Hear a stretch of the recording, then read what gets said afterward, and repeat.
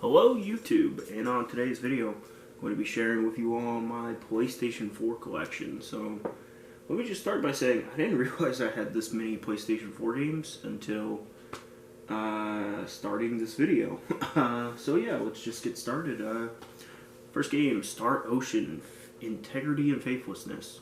I haven't played it yet. Seemed okay. The big thing about PS4 is that the games right now are starting to get kind of cheap. Like, I got Star Ocean for like $10, and I'm just starting to pick up the cheaper games and whatnot that I've put off buying. So yeah, I'm starting to just pick up a lot of games. This is the only Steelbook that I have. That's for Legend of Heroes: Trails of Cold Steel. Played this for around like 2 hours. It's a turn-based RPG. My biggest complaint with it though is like it was super slow. Like the story, just like 2 hours in, had made no progress. But I don't know. I should probably pick that one up again. Ni no Kuni 2, Revenant Kingdom. I actually really liked what I played of this. I got about 3 hours in. My only complaint was that it was way too easy. Which I think has been the most like common complaint with this game, is that it's just way too easy. And for whatever reason, like 3 hours into the game, it said I could put it up onto the harder difficulties, but it didn't. It wasn't letting me. I haven't played this game yet. Beast Quest. I've heard this is really bad. I've heard this is a terrible game. I got this from Five Below for $5, so my expectations aren't that high. Here we go. This is another cheap one that I got. Rogue Stormers. Pay no attention to that sticker. I paid like $8 for this on eBay. I haven't checked it out yet. I heard it's kind of like Contra. I'm interested in trying it. I haven't gotten around to it yet though. Bloodstained: Ritual of the Night. This is the best like 2.5D Metroidvania game I think I've ever played, honestly speaking. This is such a fantastic game. Like this just had everything that you look for in those Metroidvania style games. Like, I haven't liked the Metroidvania in so long, but this was such a great game. Hello Neighbor. This is the game I bought for my niece. This game is trash, by the way. Don't buy this game. The Last Tinker, City of Colors. I haven't gotten around to this one yet. I know it's like a 3D platformer where you can't jump. So, sounds interesting. Trover Saves the Universe. I love 3D platformers. That's why, I have Last Tinker and a couple other games. This one, it was really just a basic game, a very simple game. I think you could easily beat this in like 2 hours. The writing was okay. It was written by Justin Roiland, the guy who made Rick and Morty. So if you like that show, you might like this. Just some of the jokes just go way too long. It was okay. Spider-Man. I haven't played it yet. Got it for like $10. I haven't gotten around to it. Bloodborne. This is a weird game because I really like parts of it. I really like a lot of things about the Souls games. It's just there's so many like minor things that just add up, and I just end up not liking them. The biggest thing with this game though was there's no map in it, and that's just so frustrating. Like, it's like, why? Your environments are so massive. The map in the game is so massive. No map. Great. Good game, but just, couldn't stand that one thing. Everybody's Golf. So I got this hoping for a decent like single player campaign. It's more of an online game, and unfortunately enough, by the time I got the online was pretty much dead. It was a fun game. It was a really fun game. I really enjoy my golf games on the occasion. I know that probably sounds weird, but I just never really got to experience it the way how it's supposed to be experienced. Darksiders, War Mastered Edition. It was pretty good from what I played, but again, same thing as Ni no Kuni 2, where it was just too easy. Like, yeah, just too easy. I needed a harder setting. And that game doesn't let you just make it harder. That's my one thing I hate in modern games is at least like give me the option to change my difficulty on the fly. Tokyo Xanadu EX Plus. This was a fantastic freaking game. I was blown away by this. This is like if you took elements of Persona, like social links and things like that, and then combined it with like the combat system of Kingdom Hearts.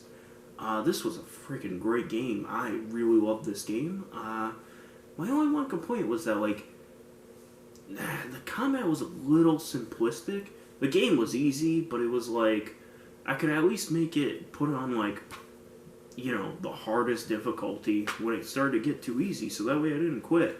I actually unboxed the special edition for this. I should make a video on this game because I really loved it. Metal Max Xeno. This is a turn-based RPG or JRPG set in the post-apocalyptic. It wasn't really that great from what I played though. Like I liked the setting, I liked the idea and everything. It wasn't that great in my opinion.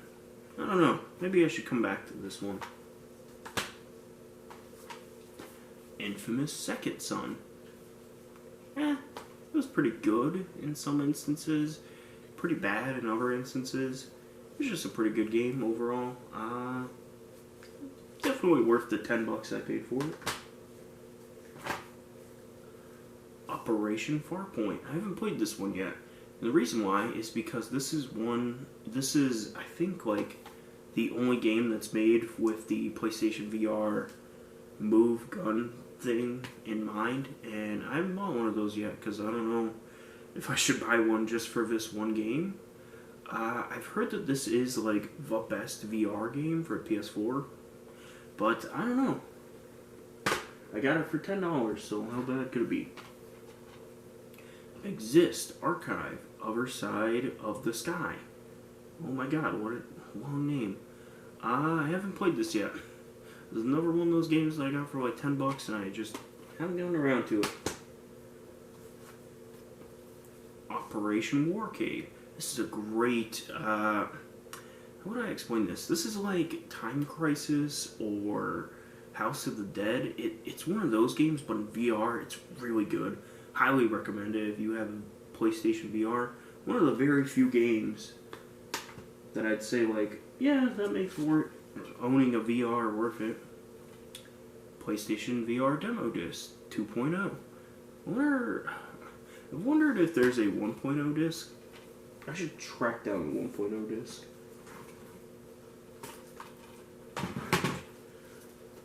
The Girl and the Robot Deluxe Edition.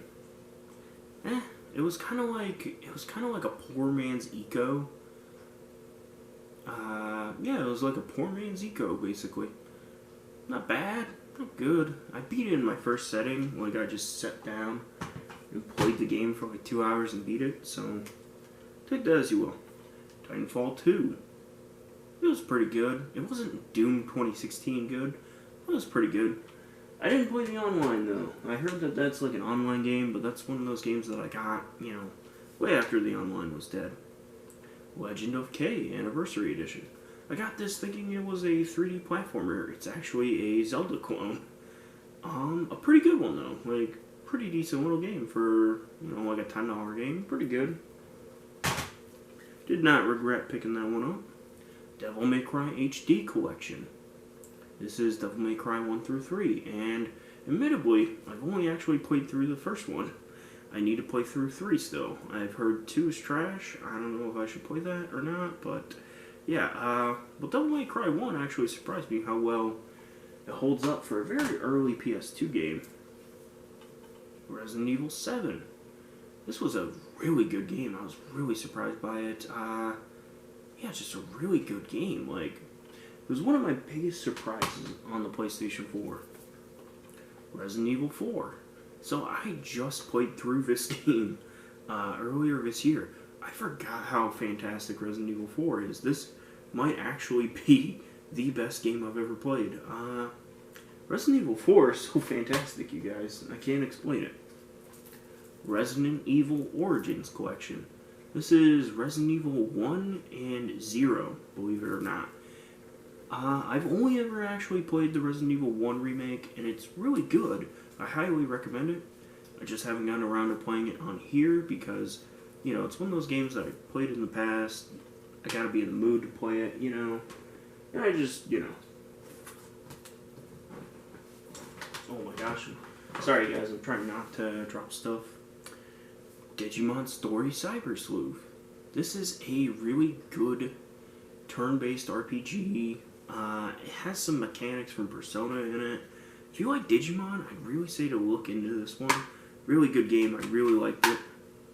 I have the sequel here somewhere. Tekken 7. Tekken 7 might actually be the best like fighting game of this generation. I just haven't played it a lot for some reason. Yeah, it's just a fantastic freaking game. The online in it is like really good. Like I have really bad Wi-Fi, and like my stuff doesn't lag or anything, which is saying a lot. Pharaonic, something edition. I don't know. This was a 2.5D side scroller. Wasn't for me. Didn't like it. I did not like it. Dragon Quest XI, Echoes of an Elusive Age. For my money, this is the best turn-based RPG on the PS4. For my money, just fantastic. Like, just a fantastic game. I can't really describe it in any other way. It was just a fantastic game. Yeah. Solid, like, 10 out of 10 game right there. Battleborn. This was, I'm trying to remember, this like came out like a couple months before Overwatch, but then was labeled as a Overwatch ripoff despite coming out before it. Oh my god. It wasn't that bad, actually. Again, this was another game I bought at Five Below. It wasn't that bad. Online was dead, but, you know. That's a bulk of PlayStation 4 games after, like, 1 year of being out, though. The online's dead.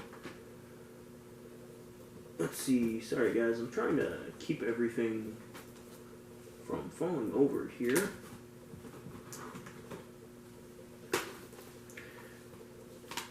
Wowo? This is a weird one, because this is like an RPG with a platformer. Really weird game. I like the art style and everything.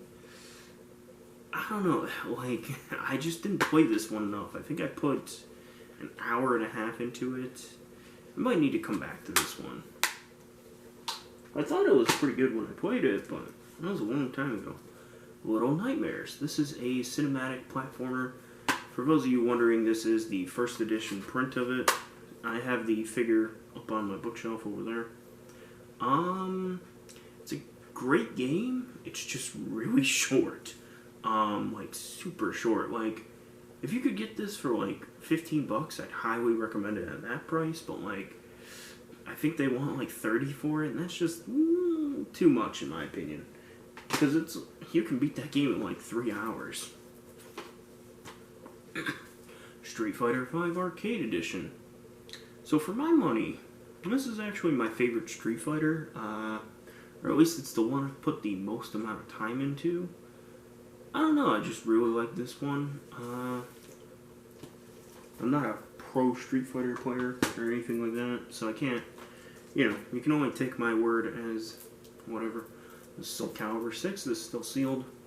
I need to get into that one because I added DLC to it and I wanted to play the DLC characters. Final Fantasy XII Zodiac Age. I haven't played Final Fantasy XII since I was like 12 years old, funnily enough. So I just got this in like 2 days ago. I played it for like 2 hours. It seemed like what I remembered was right about it, and that's that like Xenoblade Chronicles was basically enough what Final Fantasy XII should have been. Not saying it's a bad game, just saying like, you know, the combat system was done afterwards way better. Final Fantasy Dissidia NT. I haven't played this yet, and I got this for $10. I've heard some very bad things. I don't know. I'll have to play that one eventually. Final Fantasy Type 0 HD. I didn't like this very much, actually. I heard some really fantastic things about the PSP original. This one, it was okay. I wouldn't say fantastic, though. Final Fantasy 15, Day 1 Edition. But granted, I haven't gone through and played it with all the DLC, but I really liked this game. It was an action RPG. I liked the characters. The graphics were incredible. Yeah, I just really liked Final Fantasy 15. A Realm Reborn, Final Fantasy 14. I don't know, I never actually got too into it. I played it for a couple hours, and I just kind of left it at, hey, that's something I should play on PC. Destiny the Taken King. The Legendary Edition. So I put around 70 hours into this game, and the weird thing is like, looking back at it now, I don't know why. Like, well, I know why. It's because all my friends were playing it, but like, I don't know, like, it's Destiny. It was okay-ish. It was Borderlands with better gunplay, I suppose. The Order, 1886. This is one of those games that came out that had a ton of hype behind it, and then just kind of got killed in reviews because it's only like a 2-hour game. It's one of those, like, you know, Sony AAA games. I will say it had a unique art style. It was all in black and white, which was pretty cool. Tales of Berseria. After the very underwhelming Tales of Zestiria, this came out. This is pretty much what Zestiria should have been, because this is a really good game. I like the story, I like the characters, yeah, I need to get another copy of this, because my disc is missing. I just remember that. One sec, I'm gonna check the time. Make sure my camera's not about to clip out. Okay. Alright, so we're gonna do a quick jump